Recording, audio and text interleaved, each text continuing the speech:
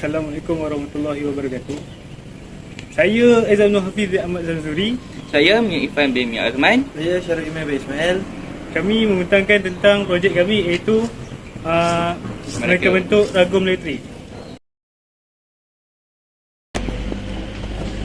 Tujuan memudahkan kerja pemotongan bahan kerja bagi pelajar teknologi penyejukan dan penyamanan udara di Kolej Vocasional Seri Iskandar. Selain itu, projek ini dicipta adalah untuk memudahkan para pensyarah dan pelajar teknologi penyejukan dan penyamanan udara.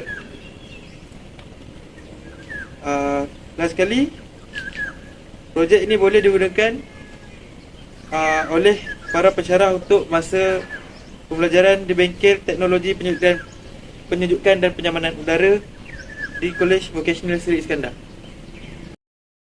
Objektif kami ialah mereka bentuk alat ragum elektrik bagi memudahkan para pensyarah dan para pelajar Kolej Vocasional Seri Iskandar.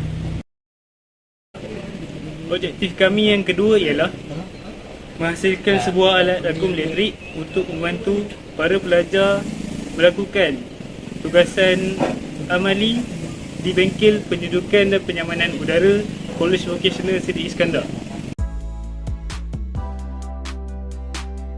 Kami menggunakan motor power window untuk membuka ragum ini. Ini contoh.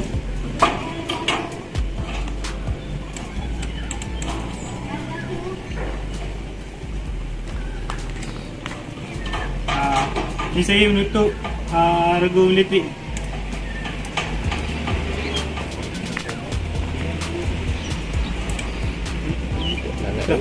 Mereka bentuk ragum elektrik ini boleh digunakan secara normal maupun untuk penggunaan 90 darjah.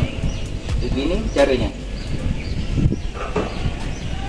Selain itu, ragum ini dicipta boleh berpusing 360 darjah.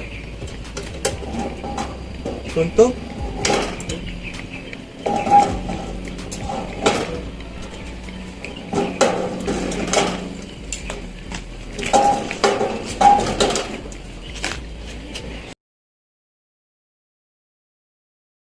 Kesimpulannya kesemua objektif yang dikaji telah berjaya dicapai.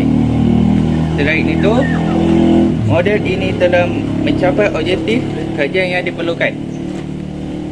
Dengan terhasilnya projek mereka bentuk ragum elektrik ini, ia dapat membantu memudahkan para pensyarah dan para pelajar untuk mengajar maupun melakukan tugasan amali.